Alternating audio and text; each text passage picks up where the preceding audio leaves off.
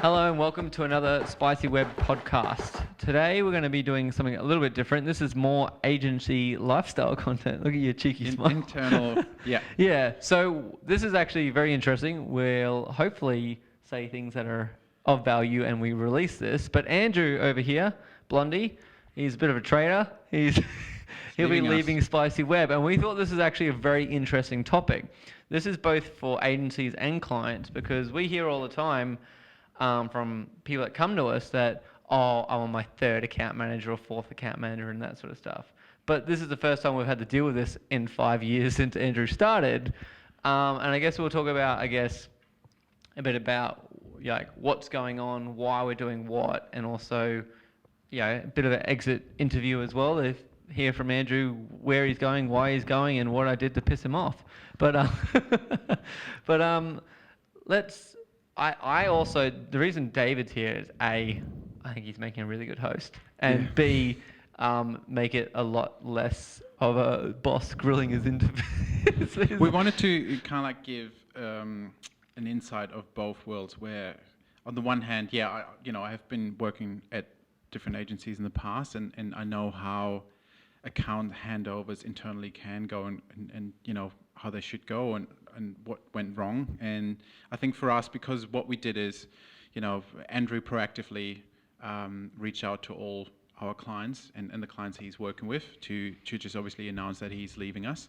And we thought, because we, always have our day when we record our podcast, and we thought, well, why is it not a good idea to just sit down with Andrew and we'll just discuss the whole process on what is actually happening on our end behind the scenes, and how do we make sure that accounts are just continue to move forward. What do we do with new recruits? It's not always the case that we drop the accounts the day you're out, and then we have a few weeks after that someone to take over and has absolutely no idea what's going on. That's definitely not the case. So and how you keep communication up and all the stuff that we hear compliance complain about. This is our first time to do this, so how we're doing it well. And obviously, with me here, it's kind of like, well, I kind of have to make sure that, the accounts are being handing over smoothly. So why don't we hand the ice cream cone to Andrew? Yep. And why don't you, don't take too long, but why don't you talk about what's going on, where, you're going, what type of work are you going into? Because you're not just going to another agency. Yeah, no. So, I'm definitely not moving to another agency, and it's not, I've had, I'm sure everybody in the industry does, have agencies and things approach you and say, come and work for me. And for me, Spicy has kind of always been, what I consider to be one of the best agency experiences you can have. It's a kind of small, dynamic environment. I've learnt so much, and I've been able to sort of, I guess, steer the ship in the way that I want it and grow the sort of processes around that, which has been great. And we've done that sort of over the course of 10 years. Excuse me. And 10 years, 5 years. You've done it over the course of 10 years, and I've been here for part of that. So I'm not moving to another agency. I'm moving to work in-house for a company called Listing Loop, which is a prop tech startup, and it's kind of I'll be doing lots of different things there, from a bit of development work and UX work, marketing automation, lots of different things, quite different from my day-to-day role here.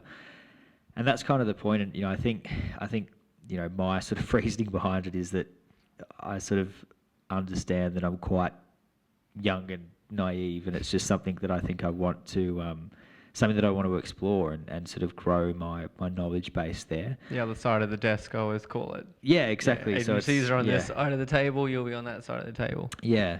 And as far as the relationship that we have with our clients, like, we always hear kind of like horror stories of people that have been with agencies that are, they set it up, you never hear from them, or like things go really badly. And you also hear horror stories from when, I guess, people, like, they get handed month to month to a different account manager. And that's like, I think one of the things that's been a bit stressful throughout the process is there's been a lot of work going on behind the scenes to make sure that things do go smoothly, because we've seen what happens time and time again when it doesn't, and that's like a really important thing for all Even of us. if it goes well, change is a stress point for anyone. Yeah. It's a stress point for a client, stress point for us. Like change is always going to be a stress point no matter what you're talking about in life. Yeah, Okay. yeah. So I guess going in knowing that, and I don't know why. I mean, you've worked at bigger agencies. Like, why do some agencies seem to change account managers constantly? It can't just be because the people are leaving. There must be other reasons. Have you ever? Is there something I'm missing, or is it literally just people leaving the company? Look, there I think are different factors in play. I mean, sometimes it's the simple case of there's no way for you as an account manager to move up. So you look for other positions outside of that agency. So you actually think when we get a client that says they've in a year or two had 3 to 10 Right. account managers, like what is? Yeah. Is so, it? Have you ever seen a reason besides someone leaving a company, a reason to change account managers? Look, if it's that frequent, then obviously it doesn't always have to come down to the individual person.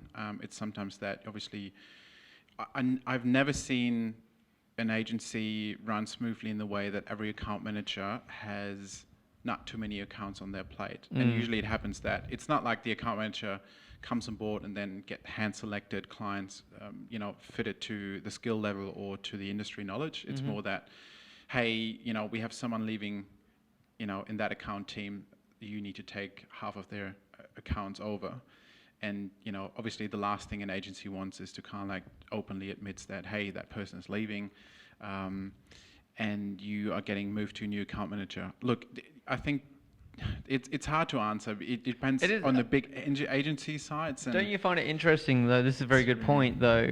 Like the client doesn't know what to tell us. They just said they've been through 3 account managers because they just say this is your new account manager. Yeah. Like where we called up and said Andrew's leaving. We're going to tar and feather him on Friday, but like he's going to, he's leaving. It's not like, oh, by the way, this is Bill, or in our case, Ben, he's your new account manager, and without saying why, Yeah.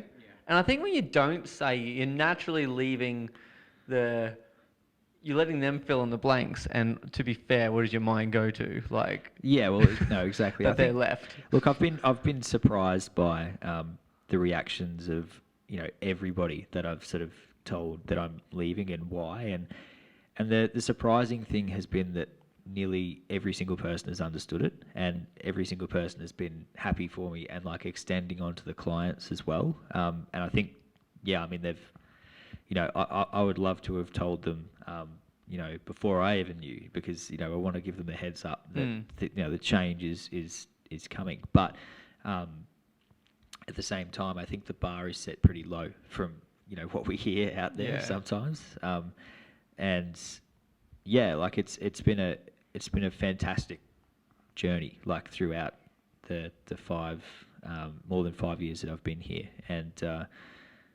some of the people that I've worked with, I've been working with for nearly most of that time, and I think what most of them understand is it's not and it almost definitely isn't a gripe that I have with this company, although I don't like Tony very much, but we'll get into that later though. So, but Tony's an absolutely wonderful human being. I hate to say that in front of his face, I know, because I can't it even makes his fire head him. bigger.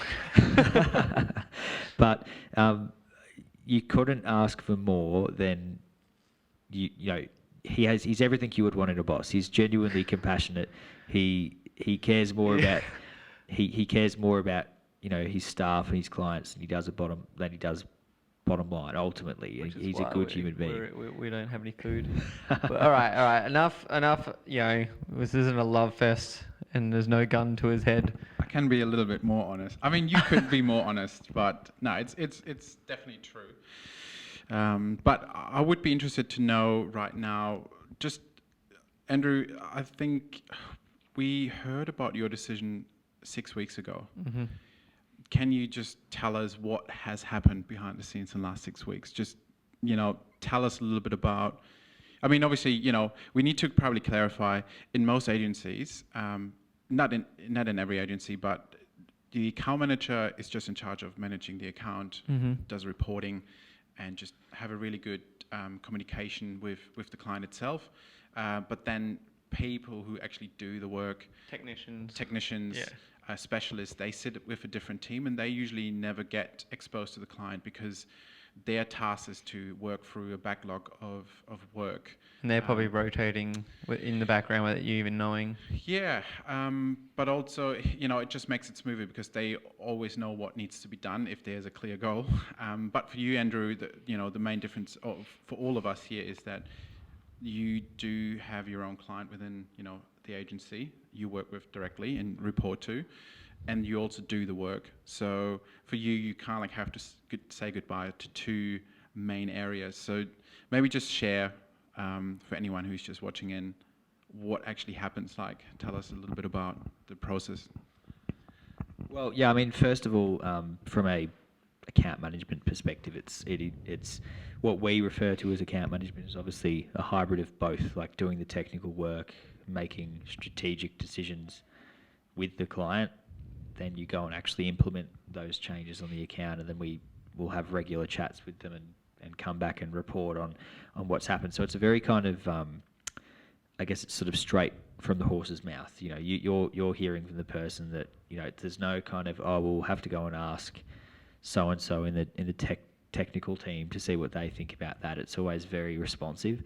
And so, look, over the last few weeks, mainly what has been happening is, we've been busting our asses to try to get an awesome replacement for me, but B, just making sure that all of our clients are getting great results and don't sort of freak out and think that something is wrong and that everything's going to instantly catch fire. So, I would have loved, being honest, I would have loved to have shared this earlier with a lot of my clients, but we've definitely been putting in place for the last 6 weeks, basically the framework for this to keep moving forward. And we found, a lot of it was sort of finding the right person that I think fits this sort of environment, and I think has sort of been put through the ringer in the same way that you and Alistair have, working in different agency environments. Well, and sort of Andrew seeing- interviewed the replacement. Like, how often does the guy leaving interview the guy coming in? Yeah, and so I sort of did a lot of work putting the questions together, and doing everything that I could to sort of find a replacement that I thought would be a good fit. But yeah, like what do you guys think about like how it's gone, and has it been stressful, and have you ever sort of have you ever kind of like what are your guys' thoughts on sort of how it's gone, who the replacement is, and sort of how a transition process like this has gone, but also versus how it's happened in the past at previous agencies you've been I'll at? give this to David. You can. Yeah. All right, so to just formulate the question, how has the process been from our end? From kind of like Yeah, well, I mean, how what's happening afterwards? for you to like, what Yeah. what is it like from your shoes, and then B, how does that compare to other experiences you've had in other agencies? Yeah. Look, there are different things I can say to that. I mean, firstly, it's probably, we should acknowledge the fact that, as you described the process, that you were the one who were recruiting your predecessor. Yeah. Which is definitely, from my experience, not always the case, because you usually have someone above you who would take care of the process. You have an HR department who's kind of like filtering through everything. But in our case, because we are so close-knit in everything we do, we know that, let's say, because we are a relatively small team, but also it just means that if someone is on holiday or someone is sick, that it doesn't, I can easily jump into someone else's account because I know that we all work so closely with each other. Yeah. Communication is always, internally going externally, always on point in most times, not always, but, and in your case, it was just good to see that, whoever we recruit for, you'll make sure that it's a great fit for whoever's coming after, because you know your accounts, you know your clients, and you just want to make sure that, I've asked a couple of questions and that, interviewee wasn't really sure what to say about those things. Yeah. It can become problematic. It might be that you're a good culture fit, but then on the other hand, we need to make sure the clients just feel that they are not getting handed over to, someone who has not the knowledge, not the experience with those retainers you work with, especially on the budgets, the high budgets you work with.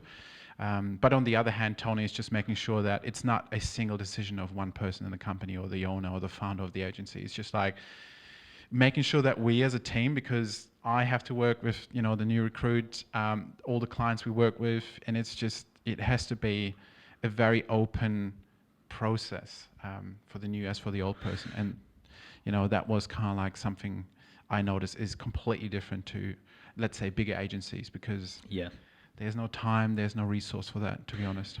Yeah, and look, I mean, in my shoes as well, it's definitely not the sort of role that you can sort of just pick up and walk away from. There's definitely a lot of planning that sort of has to go into it as well. But, we had a recruiter, we had everyone on the team kind of vetting different candidates and stuff as well. Plus, we put together some questions, some of which I put together, which was sort of key questions, but there was other stuff in there as well. So, it was a very collaborative process, but I was, involved in it. And I think some of the questions that we ended up putting together were quite useful in the end. Yes, I think some much. of the, I feel like the way that those questions were answered was sort of what sort of was the Yeah, key because differentiator. we were trying to pull out we were asking questions because we do things very differently. Yeah. So those that struggled with them were because they've obviously never thought or wanted to do the way we do it. So it threw them off,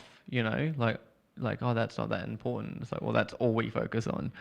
It's also beyond those standard interview questions of, do you have a Google Analytics certification? Do you know how to use Excel and Microsoft? It's just, I think, we don't even look at those things, and because at the end of the day, even if you don't have a certification, yes, it's probably, depending on the role, not amazing, but that's what you learn, what you can learn. And again, even if you have the certification, things are changing so rapidly. An hour later, you can get that certification. But if you have the right mindset, if you have the right, because I think you made sure both that the new recruit is just getting a good understanding of why the Spicy exists and how we work, and if that person can really feel that it is something they really care about, the way how we work, the way how we partner up with clients, and that we all sometimes have to say no, or clients say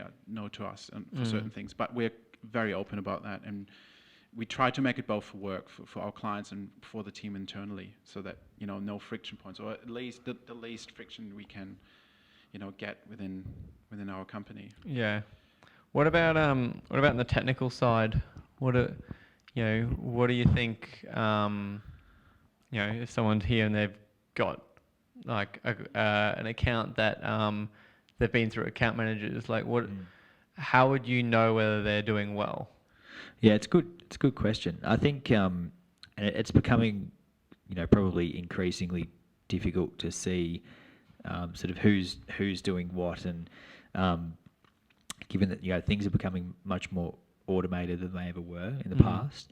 And I feel like probably the biggest thing that you can look for at the moment is somebody that understands how to use that automation in order to sort of achieve your goal. But the most important thing as well is that they're A, good at communicating with you, but B, also communicating in a language that kind of understands and respects what your goal actually is.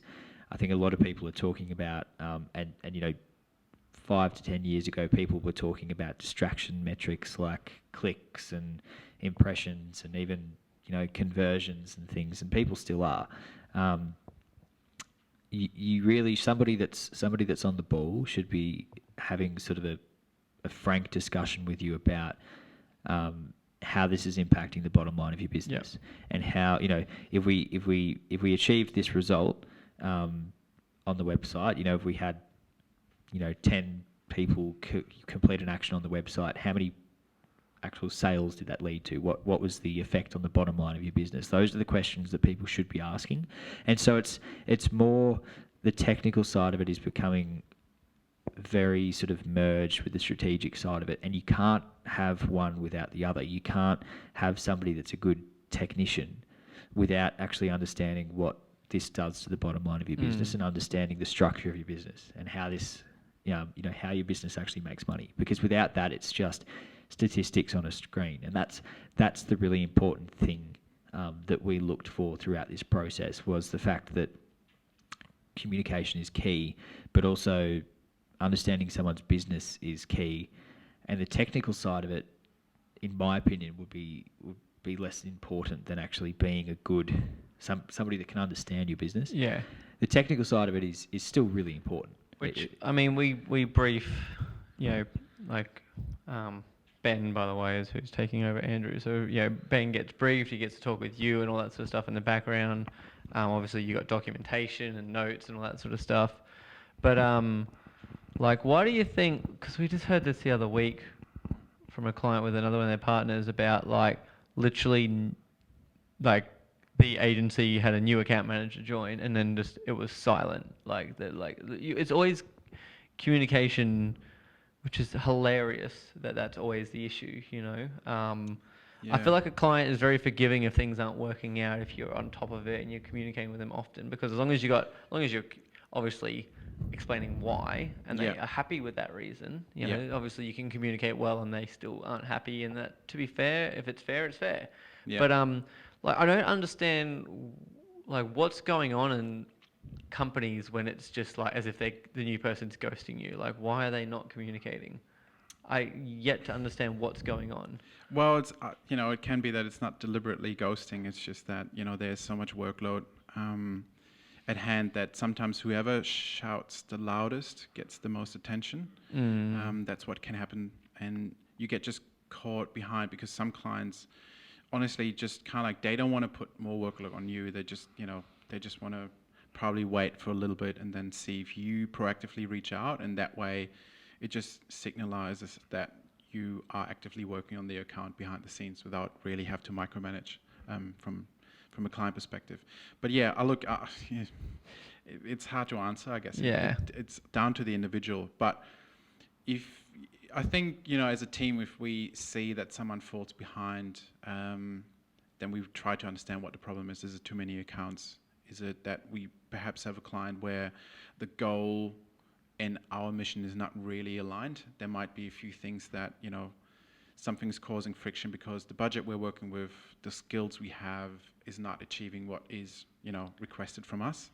I think we also, we have a rule of having not too many accounts for account manager, but even still, like, obviously if you only got 10, you get 3 that's got an issue going on in their business or account or whatever, that still overloads you.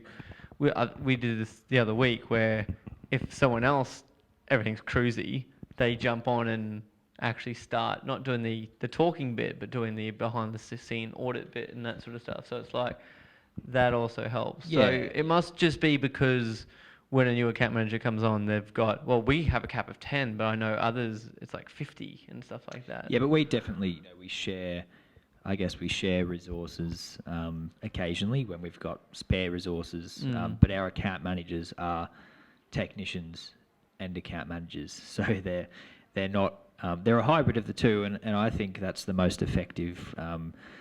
You can't deploy that at scale. Yeah. You can't deploy that business model at scale, and it means you actually have to have a thorough understanding of each client that you're working with. Yeah. But the rule of thumb is that, when something goes wrong for one client, it will go wrong for all of your clients. And that means that, that's the universe. It's a horrible feeling when, you have something go wrong and you can't get in touch with the person that you need to help you, and they don't have enough time to allocate to you.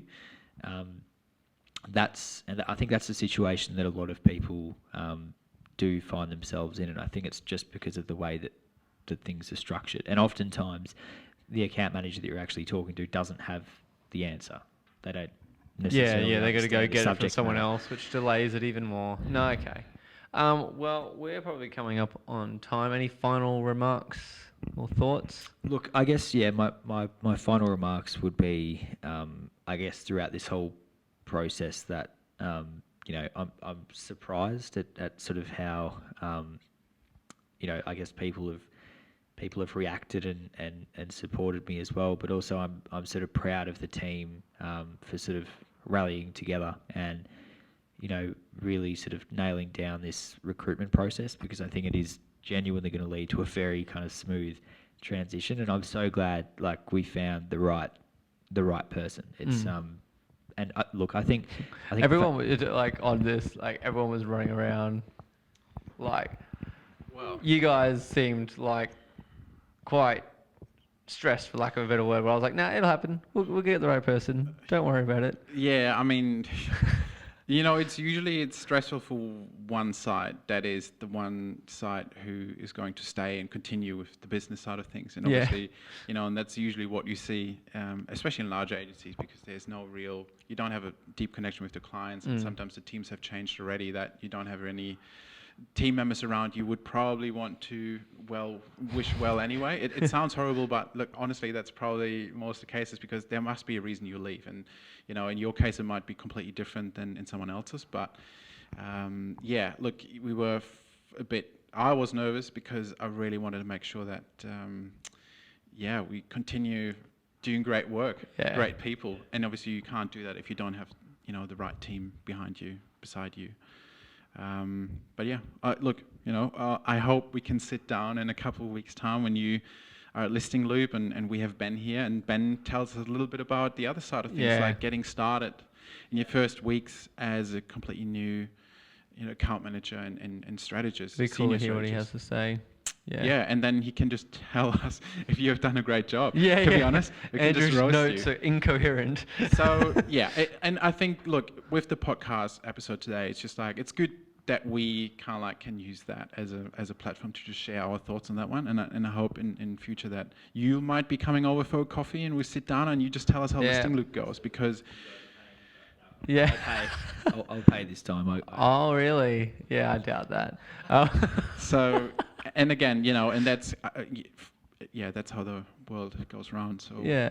we'll see you soon. And that was a nice different podcast, agency life, but I still think there's some things in there for spill both. the beans. Yeah, I think there's some little nuggets of value, especially for clients and internal people. So thank you so much for listening. Tune in next week for our next podcast, and thank you again. Subscribe, comment, whatever, grill us. We'll answer it all. Cheers. Thanks.